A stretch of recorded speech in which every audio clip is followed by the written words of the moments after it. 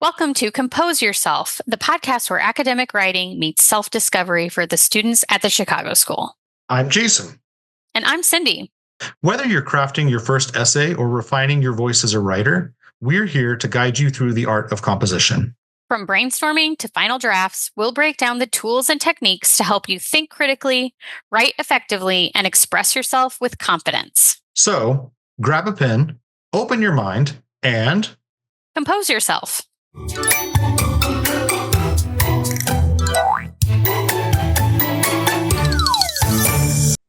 Welcome to the Module 2 episode of Compose Yourself.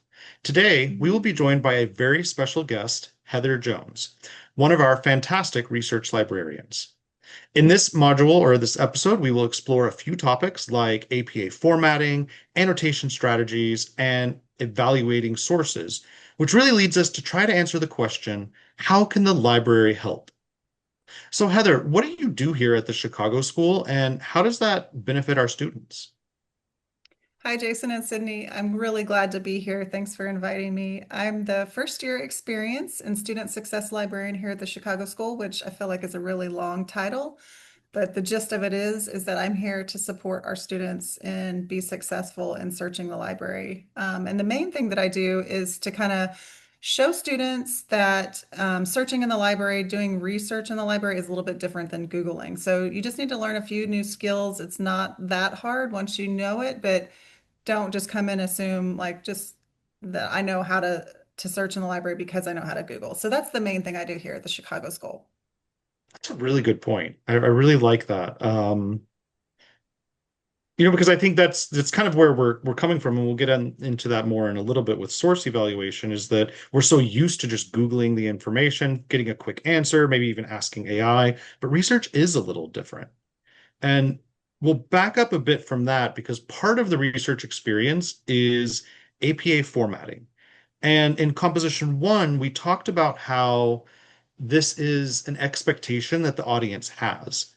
So for example, right from the very beginning, before I even read an essay, I am getting a lot of information just from seeing how they formatted their title page.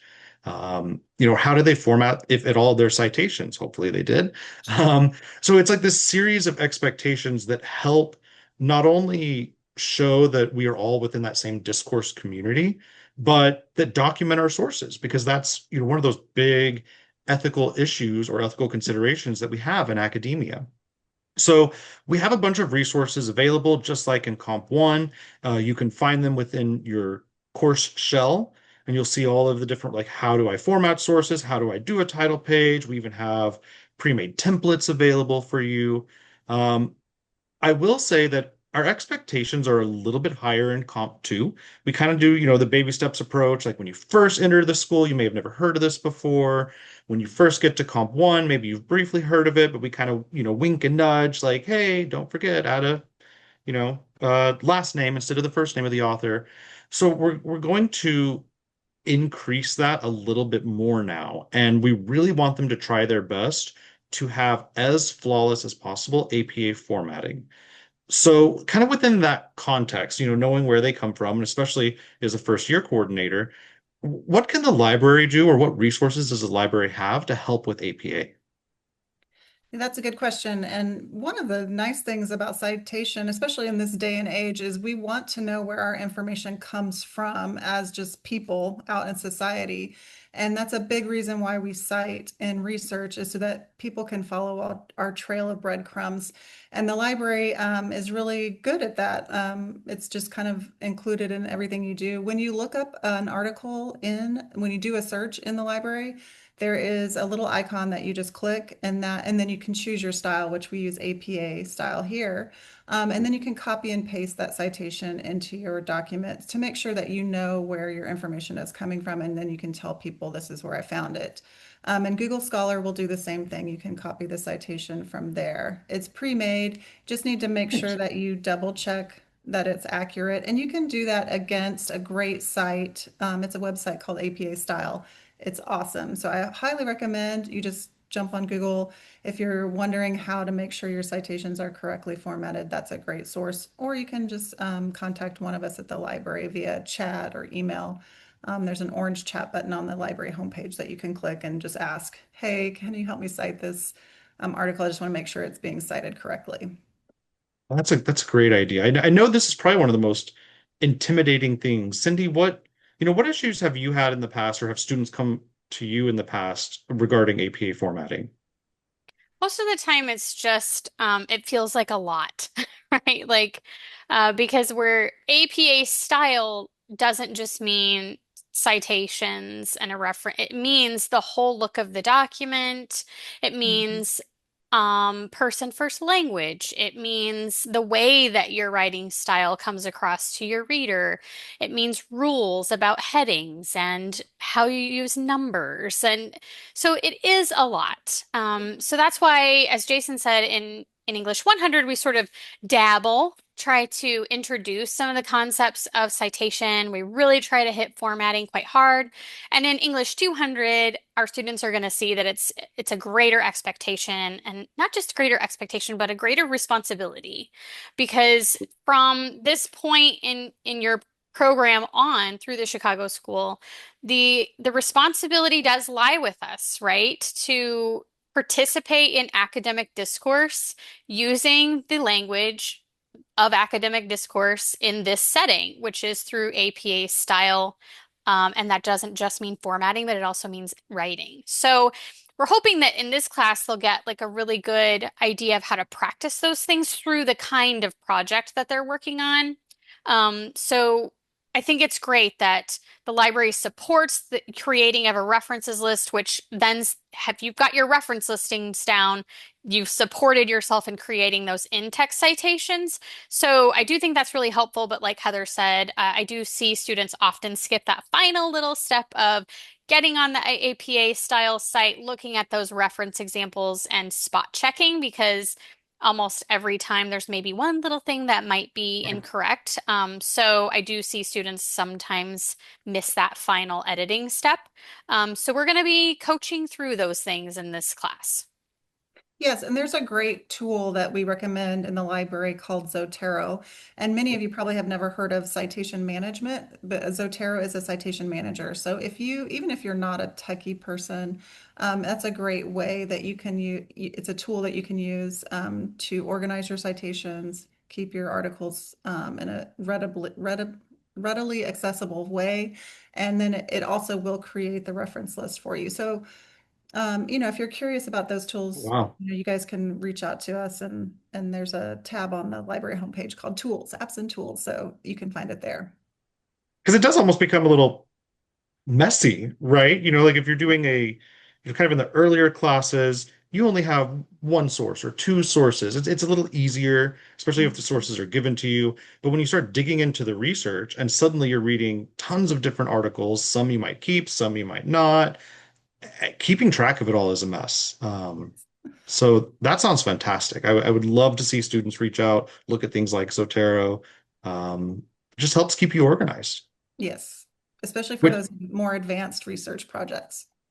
right, right. Which, speaking of, part of research obviously is documenting these sources, but it's also engaging with what you're reading as well. And Mhm. another one of the topics that we're covering are annotation strategies, um, which of course, we've talked about in our last episode. We'll talk about again and show you a live demonstration in the next episode. But it's a good idea to be actively engaging with these texts, to be taking notes. Maybe it's highlighting and underlining, maybe it's a physical version where you print it out. Whatever the method is, you want to be annotating the text that you read. So this week, they are only needing to find their sources and creating a reference list. So they're not yet doing a heavy, in-depth reading. Um, though we do recommend that they kind of start reading. Mhm. So, how can the library help when it comes to annotations? Like, are there any apps or tools or any tips or tricks that you know of that can kind of help them annotate texts? Yes, and Zotero is one of those, or any of these tools, and even Word, I think, has highlighting tools. But once you save a document, you can use those automated way. But like you said, again, you can just print the article out and highlight with a highlighter if you're kind of you like the feel of a pen in your hand. But one of those the tips and tricks, I guess, of annotation is you're reading the title and the abstract, and then you're going to highlight any key concepts that kind of jump out at you, or maybe if there's terminology that you're unfamiliar with, highlight those concepts to make sure you go back and you know educate yourself on what those words mean. There is also like a really um, great way to learn how to read an academic article is that you know the structure of an academic article because they are kind of formulaic in terms of there's an introduction, there's a body that discusses why they're doing the research methodology, and then obviously at the end you might have discussions about what was determined through this research. So just mainly when you annotate it, you're highlighting those key concepts, and sometimes they're even highlighted for you in the document. Just pay Oh, nice. attention to those, those important key concepts. Is there any kind of link, especially like let's go back to the abstracts. Is there any kind of link between those key concepts and how they might find additional articles? Yeah, so that is a good strategy to find articles is that when you are reading an article, like I mentioned, highlighting those terms, those key terms that are talked about in the article, and then you can then use those key concepts to go and search up more articles. You can also look at the reference list. If this first article that you've chosen is really relevant to your research, you can check out the reference list at the bottom of the article and just scan those titles and see if any of those titles jump out at you. And then you can use those to kind of bridge into another search in the library. So that is a good point. Yeah, that's excellent advice. But then that kind of begs the question, Cindy, how do you even know if a source is good? Good. Well, one good tip is if you can get it through the library, it's usually going to be better than than what you're going to find if you Google or just look on the internet or you have a website, right? So I feel that instantly when I'm doing research, the library, if I'm getting it through the library, I feel like that's sort of gate number one to making sure that your sources are credible. We do in the course give students some support in evaluating because they are going to be using some more informal sources. So we give them, the crack test, and they'll read about that and get familiar with how to think through those sort of, is this credible? Is it reliable? How do I know? Things like that. But I think using the library for your research is just one really good way. And I do think that there are probably ways through using the library's tools that might be even easier to make sure that you're Mhm. using the most reliable and credible and useful sources. Heather, what do you think are the best ways that students can make sure that even though they've gotten through that first gate, that like I'm using the library, that they're really targeting in on the kinds of sources that they want to use? Yes, that's a great question. And it's really easy, obviously, to tell in the library whether something is peer reviewed. And 9 times out of 10, I mean, not always, if you're starting out research, you're going to jump directly to peer reviewed journals. Can you That's say just really briefly when we say you want to use a peer-reviewed journal, why is that like the top tier? And what do we yeah. mean when we say that? Would you just kind of give a brief summary of that for our Sure, yeah. students? So in college and higher education and grad school, you're going to hear that peer-reviewed term a lot. And that's just the highest standard of quality of research. And what it means is that when the author writes the article, it's sent to the publisher, and then the publisher sends it to a group of peers of subject matter experts in the field. They evaluate the author's article and determine whether been done accurately, if the information is accurate, if the study has been done according to reliable standards. And then they say, yes, this is good. They'll send it back to the publisher, and then it's published as a peer-reviewed journal. You might find a lot of academic or scholarly, perfectly credible sources out there that you could use in a paper. It just depends on what the instructor is asking for. So like if you are requiring your students to go find peer-reviewed journals, that's what they can filter for that in the library. So once you type in your keywords in the library, on the results page on the left-hand side, there's a button that you just click that says peer reviewed, and you can filter for those.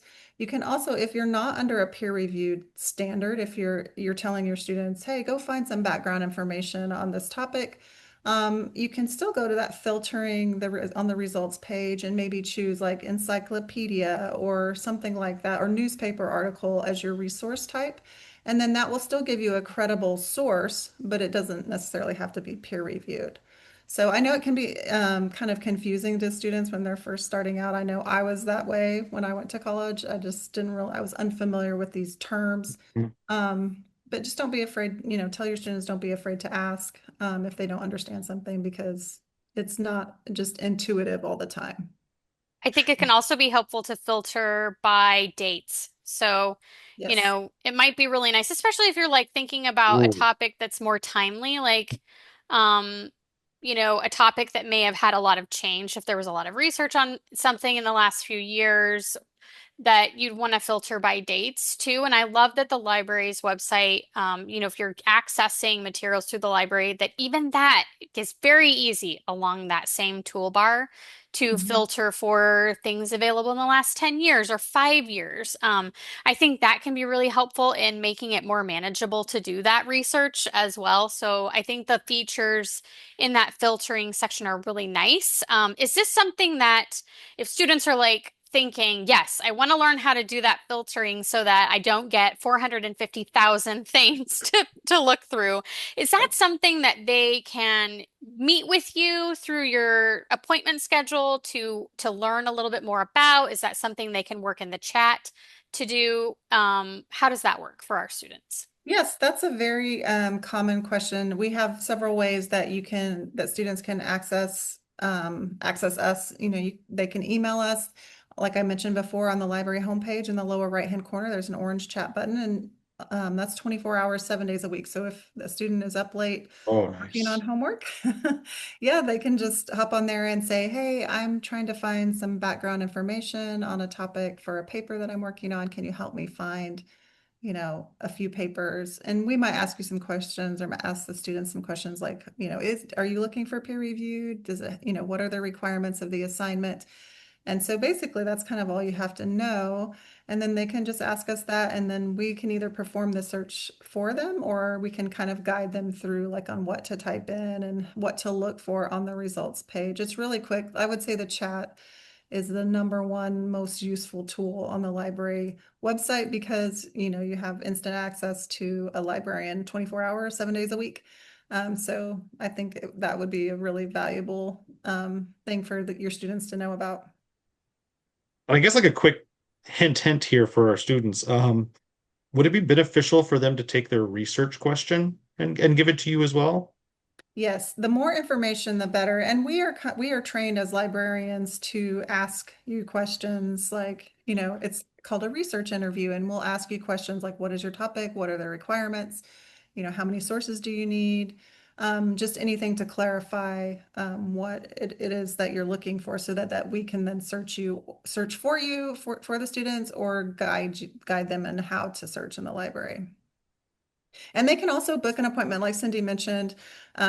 There is a tab on the library homepage that says Meet My Librarians, and you can just book an appointment with one of us, 30 minutes to an hour. And it doesn't even have to be Hmm. that long, but just a quick couple of tips and tricks that we can point out to you and to the students. It really will cut short any kind of frustration or long, like research sessions where you can't find what you need. I would highly recommend that starting out. That will build a great foundation for your students as they move along their journey of academia. And yeah, I'll second. I have yet to have a student who worked with a librarian and did not come back more prepared, with more research, more knowledge on their topic, every single time without fail. Yeah, that's one of the most rewarding. I mean, every one of the librarians here at the Chicago School, that was our number one favorite thing to do, is research consultations with students. And I would say probably 99% of those, like you just said, at the end, they're just usually kind of shocked, like, oh, I didn't know that we could do this, or I didn't know that this was available. Yeah. So it's just kind of one of those things where it's a case of they don't know what they don't know. So definitely reach out and ask. And I guess that kind of leads to our final topic. Um, Cindy, do you want to, maybe kind of bridge that gap with all of these tools with librarians? What's the deal with AI? Well, what is the deal? I Perennial think question. Hmm.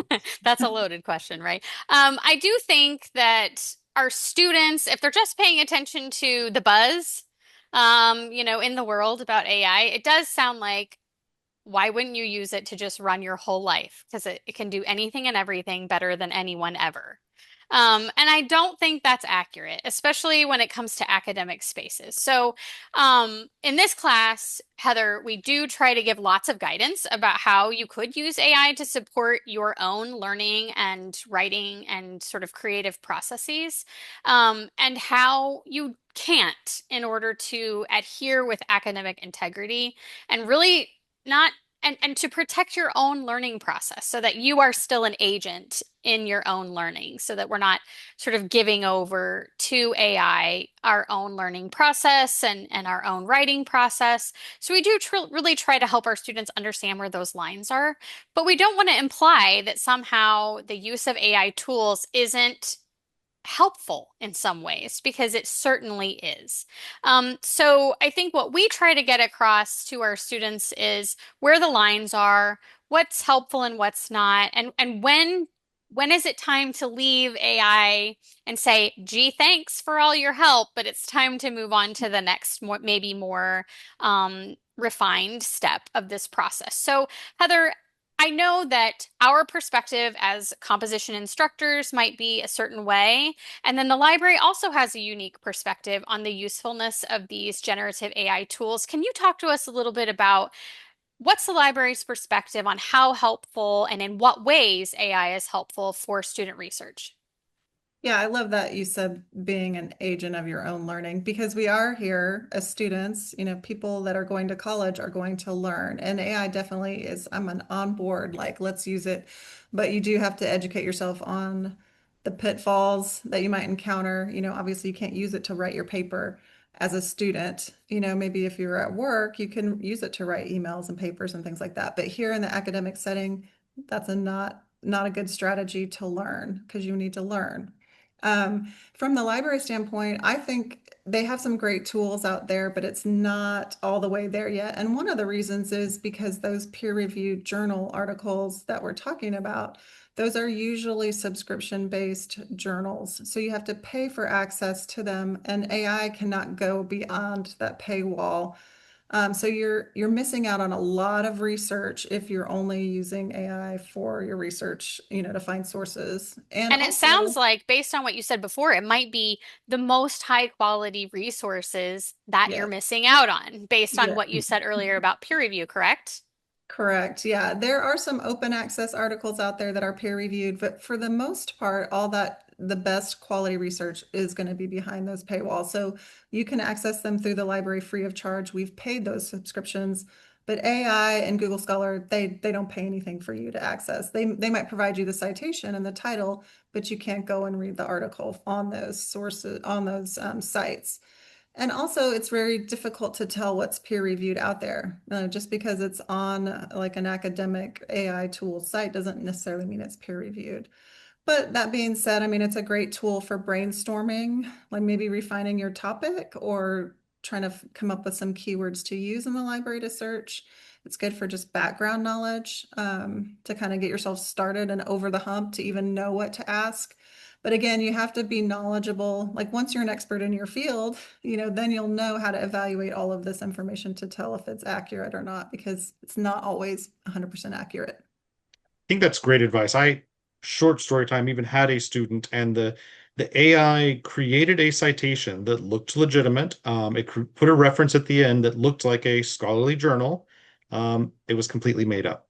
Yes. So I told my students from there on out, I'm like, again, that's fine for brainstorming, but then just go back to the library, go double check, go see if that article exists, if it's about what it says it's about. So it kind of all directs you back. Like even if you can use it, go back to the library. Yes, the AI wants to give you an answer. It wants to answer your question. So if it doesn't have an answer, it will make one up. And we still Okay. continue to get citations that are false. So if you do happen to use it for a source, which do not get your sources from AI, but if you do, just pop the title into the library search box to see if it comes up. And if it does, then that's a good source. If not, keep searching. Learned your lesson. Yes. All right, I Heather. Well, oh, sorry. I just wanted to say I love, Heather, that you just said it wants to give you an answer because I think that's something that we forget about is that that's the function of the tool. It wants to give you an answer, which is Yes. why Jason and I are always saying you can't use AI to write your paper because especially through the composition class as we're teaching, we don't want you to write an answer. We want you to go through a process. We want you to grow as a writer. We want you to um, go through the exploratory process of looking and researching and reading and thinking and coming up with a topic that's interesting to you. And we're so interested in our students going through a process and coming up with that end product that shows this process they went through. But writing in this context is not about giving an answer. Hmm. So I think that's one really important reason why you're saying, AI may not be the be all end all for research because it wants to give you an answer and it doesn't always have the answer.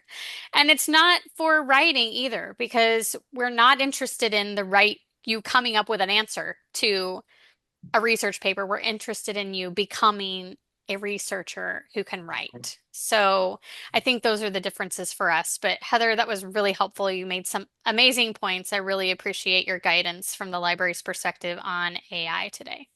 No, you're welcome. I love what you said. I totally agree.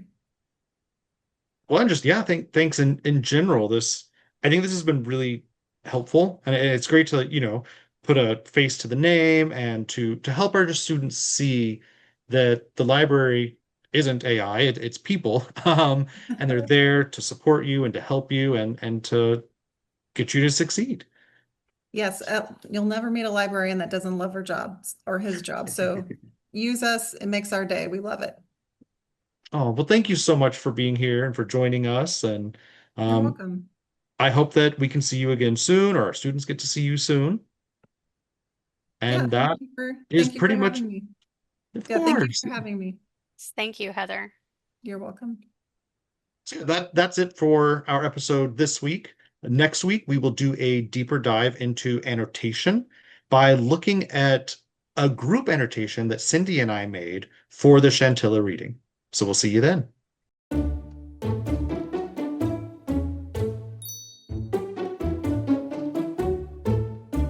Thanks for joining us on this episode of Compose Yourself.